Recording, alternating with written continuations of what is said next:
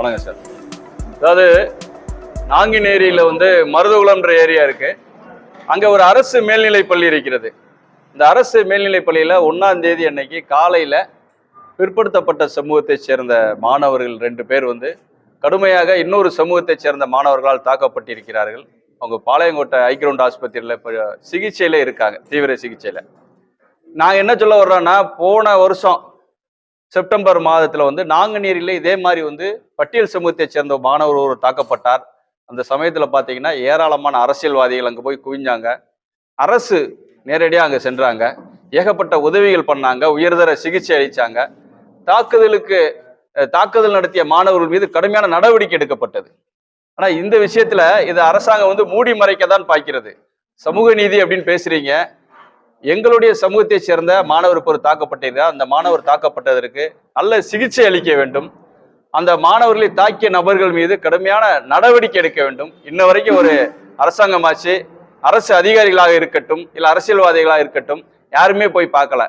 அப்போ இது எப்படி இருக்கு அப்படின்னா, குறிப்பிட்ட சமூகம் பாதிக்கப்பட்டாதான் நாங்கள் நடவடிக்கை எடுப்போம், நல்ல விதமாக சிகிச்சை பண்ணுவோம், மற்றவங்க பாதிக்கப்பட்டா நாங்கள் எதுவும் செய்ய மாட்டோம் அப்படின்றதாக இருக்கிறது.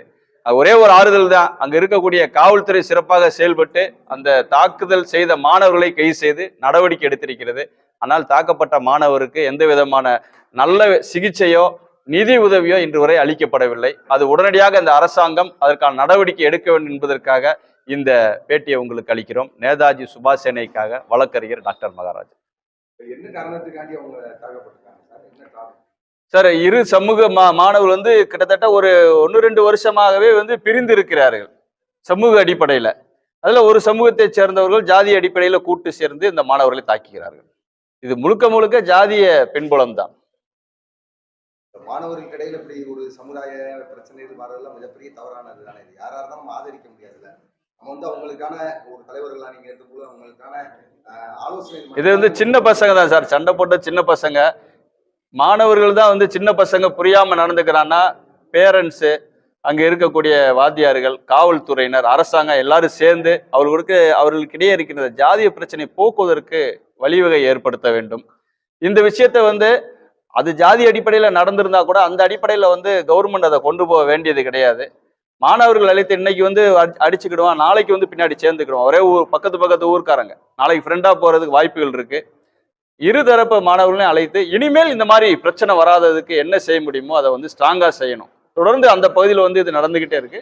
இனி இந்த பிரச்சனை வராத அளவுக்கு அவங்க நடவடிக்கை எடுக்கணுன்றது எங்களுடைய கோரிக்கை. இன்ஸ்டாகிராம், ஃபேஸ்புக்ல எல்லாமே இந்த ஜாதி ரீதியான பாடல்களை வச்சு இந்த சம்பவம் ஒருத்தவங்க ட்ரெண்ட் நினைச்சு போட்டுட்டு இருக்காங்க. இதனால மாணவர்கள் எதுவும் பாதிக்கப்படுறாங்களா? சார், 50% சமூக வலைத்தளங்கள் தான் சார் காரணம். சமூக வலைத்தளங்கள்ல பாத்தீங்கன்னா, இங்க இருக்கக்கூடிய அறிவார்ந்த நபர்களை ஆதரிக்கிறதை விட இங்க கொலை பண்றவனையும் கொள்ளையடிக்கிறவனையும் ரவுடிசம் பண்றவனையும் ஆதரிக்கிறது, அவங்களுக்கு பேக்ரவுண்ட் மியூசிக் கொடுக்கறது, இந்த சினிமாவில் வரக்கூடிய சின்ன சின்ன அதுக்கான அந்த பாட்டோட பேக்ரவுண்டோட இவங்க நடந்து வர்றது, வீடியோ போடுறது, இந்த மாதிரி விஷயங்கள் நிறைய நடந்துட்டு இருக்கு. அதை கண்டிப்பா அந்த கயிறு கட்டுறதை தடை பண்ணித்தாகணும், அதுல சந்தேகம் கிடையாது. ஆனா அதை தாண்டி சில பேர் இந்த மத ரீதியான அடையாளங்கள், இந்த திருநீர் பூசிட்டு போறது, புர்கா அணிஞ்சிட்டு போறது, இதெல்லாம் எடுக்கணும்னு சொன்னா அது தவறு சார். மத நம்பிக்கைகளை நம்ம ஒழிக்க முடியாது. அது அவங்களுடைய நம்பிக்கை.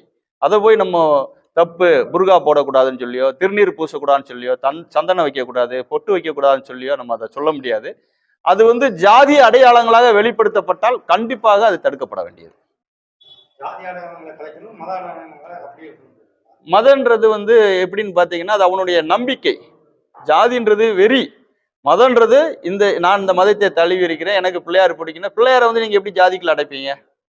அது போல சந்தன போட்டு வைக்கிறாரு, குங்குமம் வைக்கிறாரு, அதை நீங்க ஜாதிக்குள்ள அடைக்க முடியாது. ஆனா சில பேர் பாத்தீங்கன்னா, இந்த பொட்டு வைக்கிறத கூட அந்த சமூகத்துக்கான கொடி கலர்ல வைக்கிறது, அது ஜாதி அடையாளம். கயிறு கட்டுறதை சில பேர் காப்பு கட்டுவாங்க. காப்பு கட்டுறது ஜாதி அடையாளம் கிடையாது. அவங்க சாமிக்கு நேர்ந்திருப்பாங்க, காப்பு கட்டுவான். சில பேர் இந்த கயிறை எப்படி கட்டுவான் அப்படின்னு பாத்தீங்கன்னா, அவருடைய ஜாதி கொடி இருக்கு பாத்தீங்களா, அந்த அடையாளத்துல கட்டுறது, அது தடுக்கப்பட வேண்டியது. அதுல மோதல்கள் நிறைய வருது, அதை தடுத்து தான் ஆகணும்.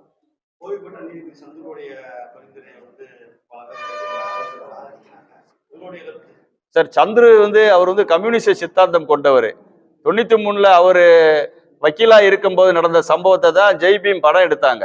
அவர் லயலா காலேஜில் படிக்கும்போது அவரை வந்து அதுலேருந்து அவரை வந்து இது பண்ணிட்டாங்க, நீக்கிட்டாங்க, காலேஜை விட்டே நீக்கிட்டாங்க. இப்படிலாம் பல சந்தர்ப்பங்களுக்கு இடையில, கஷ்டங்களுக்கு இடையில படிச்சு நீதிபதி ஆகிறாரு. அவருடைய இது எல்லாமே எப்படி இருக்கும்னா முற்போக்கான சிந்தனைகள் இருக்கும். ஆனா இந்த விஷயத்தை பொறுத்தளவுல தென்னை மரத்துல தேள் கொட்டினா பனை மரத்துல நெறி கட்டுனத கதையா இருக்கு.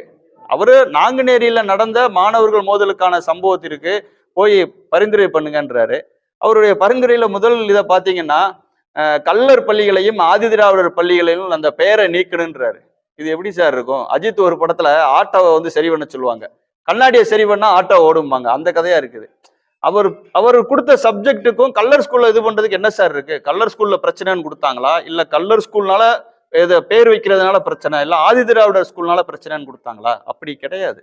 அவர் கொடுத்த அவருக்கு கொடுத்த வேலையே வேற. சந்துரு அவர்கள் கொடுத்த அறிக்கைக்கும் அவர் வந்து கொடுக்கப்பட்ட பிரச்சனையும் வேற வேற. அவர் தேவையில்லாம இதுக்குள்ள நுழைஞ்சு அவர் சொல்லியிருக்க அறிக்கையை பார்த்தா இது வந்து எழுதப்பட்ட அறிக்கையில் ஏற்கனவே அரசாங்கம் எழுதி வைத்திருந்த சொல்லப்பட்ட அறிக்கையில இவர் கையெழுத்து போட்ட மாதிரி தான் தெரியுதே தவிர, நாங்குநேரி பிரச்சனை அங்க நடந்தது வந்து கிறிஸ்டியன் ஸ்கூல்ல வந்து இருதரப்பு மாணவர்களுக்கு நடந்திருக்கிறது. இங்க இருக்க கலர் ஸ்கூல் என்ன பண்ணுவாங்க, இங்க இருக்க ஆதிதிராவிடர் ஸ்கூல் என்ன பண்ணுவாங்க? அது Christian school sir. Nadar school இல்லையா, இன்னைக்கு பிள்ளமார் ஸ்கூல் இல்லையா, செட்டியார் ஸ்கூல் இல்லையா, நாயுடு அவங்க ஸ்கூல் இல்லையா? அவங்க ஸ்கூல் எல்லாம் மூடாம எங்கேயோ இருக்க கல்லர் ஸ்கூல் எங்க இருக்கு? மதுரையில, திண்டுக்கல்ல, தேனியில இருக்க ஸ்கூலை போய் மூடுன்னா நல்லாவா சார் இருக்கு? திருநெல்வேலி மாவட்டத்தில் நடந்ததுக்கும் இங்க கல்லர்களுக்கு என்ன சார் சம்பந்தம் இருக்கு? அது சம்பந்தம் இல்லாது. அது இன்னொரு பாயிண்ட் சொல்றாரு, தொகை ஒரு 9,000 கொடுக்கறது 10,000 ரூபாய் கடனுக்கு 12,000 ரூபாய் கட்ட சொல்றது. இப்படி ஒரு தவணையை உருவாக்கி அங்க இருக்கக்கூடிய அத்தனை ஏழை தொழிலாளர்களுக்கும் கொடுக்குறாங்க. அவங்க கட்டிட்டே வரும்போது ஒரு 8,000 கட்டிட்டாங்கன்னு வைங்க, இன்னும் 2,000 அவங்களுக்கு அவங்களே கொடுத்து 10,000 கணக்கு முடிஞ்சிட்டு புது தவணை வாங்குன்றது. இப்படி ஒரு கந்து வட்டி பிரச்சனையை வந்து திருப்பரங்குன்றத்துல கொடியேட்டி பறக்கிறது. இது காவல்துறைக்கு நல்லா தெரியும். கடந்த 10 நாட்களுக்கு முன்னாடி 2 பெண்கள் வந்து அங்க கம்ப்ளைண்ட் கொடுக்க போறாங்க திருப்பரங்குன்றம் போலீஸ் ஸ்டேஷனுக்கு. அங்க இருக்கக்கூடிய ஆய்வாளர் ராஜேஸ்வரி, அங்க இருக்கக்கூடிய எஸ்ஐ கிருஷ்ணசாமி, இவங்க 2 பேரும் என்ன பண்றாங்க, கந்து வட்டிக்காரங்களையும் வர வைக்கிறாங்க. இந்த பெண்கள் முன்னாடியே, நீ வந்து மாசம் 10,000 ரூபாய் மேனிக்கு 13 மாசம் கட்டிருமா, நீ வந்து 5,000 ரூபாய் மேனிக்கு நீ வந்து 10 மாசம் கட்டுமா அப்படின்னு சொல்லி மிரட்டி எழுதி வாங்குறாங்க. இவங்க அதுக்கு கந்து வட்டி கொடுக்க உடன்பட மறுத்து ஸ்டேஷனை விட்டு வெளியே போறாங்க. கிருஷ்ணசாமிகிட்ட அந்த அம்மா சொல்லியிருக்காங்க அவங்கள பிடிச்சி நிப்பாட்டுங்கன்றாங்க. இவர் கிருஷ்ணசாமி போய் நிப்பாட்டி, நீங்க வந்து எழுதி கொடுக்காம வெளியே போனீங்கன்னா உங்களை ரிமாண்ட் பண்ணுவோன்னு மிரட்டுறாங்க. வேற வழி இல்லாம இந்த பெண்கள் எழுதி கொடுக்கிறார்கள். ஆக கந்துவட்டி கொடுமை காரணமாக காவல் நிலையத்திற்கு சென்று புகார் கொடுத்தால் காவல்துறை அதிகாரி ராஜேஸ்வரியும் எஸ்ஐ கிருஷ்ணசாமியும் சேர்ந்து கந்து வட்டி வசூல் பண்ணி கொடுத்துருக்காங்க. இவர்கள் மேல கடுமையான நடவடிக்கை எடுக்க வேண்டும். கந்து வட்டிக்காரர்களுக்கு மாசம் மாசம் அங்க போய் மாமூல் வாங்கதாவும் சொல்றாங்க. கந்து வட்டிக்காரர் வந்து ஒரு கம்பெனி வச்சிருக்காரு, அந்த கம்பெனியில போய் இவங்க மாசம் மாசம் மாமூல் வாங்கதாவும் சொல்றாங்க. இவங்க 2 பேர் மேலேயும் நடவடிக்கை எடுக்கல அப்படின்னா திருப்பரங்குன்றம் பகுதியில அங்க இருக்கக்கூடிய பெண்களுடைய வாழ்க்கை நிம்மதியாக இருக்காது. எல்லாருமே வந்து ரொம்ப ரொம்ப சிரமத்துல இருக்காங்க. இந்த நேரத்துல வந்து கந்து வட்டி கொடுமையை கொண்டு இந்த திருப்பரங்குன்றம் பகுதியில பாய்ச்சுவது அங்களோட மக்களுக்கு ஏராளமான வேதனையை தந்திருக்கிறது. ஆய்வாளர் மேலேயே எஸ்ஐ மேலேயே நடவடிக்கை எடுக்கணும். கந்து வட்டி அங்க யாரு கொடுத்தாலும் அவர்கள் மீது கடுமையான நடவடிக்கை எடுத்து ஒடுக்க வேண்டும் என்று கேட்டுக்கொள்கிறோம். அமோக நிறுவனத்தை சேர்ந்தவர்கள் வந்து லோகேஸ்வரி பாலமுருகன் சார். இவங்க அங்க இருக்கக்கூடிய கிட்டத்தட்ட 500க்கும் மேற்பட்ட பெண்களுக்கு கந்து வட்டி கொடுத்துருக்காங்க சார். அவங்க வந்து ஒருத்தருக்கு வந்து 10,000 ரூபாய் கொடுக்குறாங்க. அந்த 10,000 அவங்கள கட்ட விட மாட்டேன்ருக்காங்க. 500 பேருக்குன்னா கிட்டத்தட்ட 50 லட்சத்துக்கு மேல அவங்க வந்து அந்த இடத்துல விதைச்சு விட்டுருக்காங்க. ஆனா இவங்க அந்த 10,000க்கு இப்ப எவ்வளவு கேட்கறாங்கன்னா 1,50,000 லட்சம் கொடு, இன்னொருத்தவங்கள்ட்ட போய் 50,000 கொடுன்னு கேட்கறாங்க. எப்படின்னா இவங்க வந்து அந்த வட்டி அடைக்கவே விடுறது கிடையாது. ஒரு 8,000 கட்டிட்டாங்கன்னா இன்னும் 2,000 அவங்களே போட்டு 10,000 ஆக்கிடுவாங்க. ஃப்ரெஷ்ஷா அதை 10,000 ஆக்கிடுவாங்க. இப்படியே போட்டு போட்டு வாரம் வாரம் கட்டணும். அவங்களுக்கு 10,000க்கு வந்து வாரத்துக்கு 1,200, ஏற்கனவே ஒரு 1000 எடுத்து 9,000 தான் கொடுக்குறாங்க. இவங்க 12,000 கட்டுற மாதிரி இருக்கு. அப்போ 2 மாசத்துல அந்த தொகைக்கு வந்து கிட்டத்தட்ட 40% 50% வட்டி வாங்கிடுறாங்க. இது மிகப்பெரிய கொடுமை. இது வந்து காவல் ஆணையருக்கு தெரியப்படுத்தப்பட்டு இருக்கிறது. இங்க இருக்கக்கூடிய டிசி கருண் காரத் வந்து நேர்மையான மனுஷன், அவர் கவனத்துக்கும் கொண்டு போயிருக்கோம். நடவடிக்கை எடுக்காரான்னு பார்ப்போம்.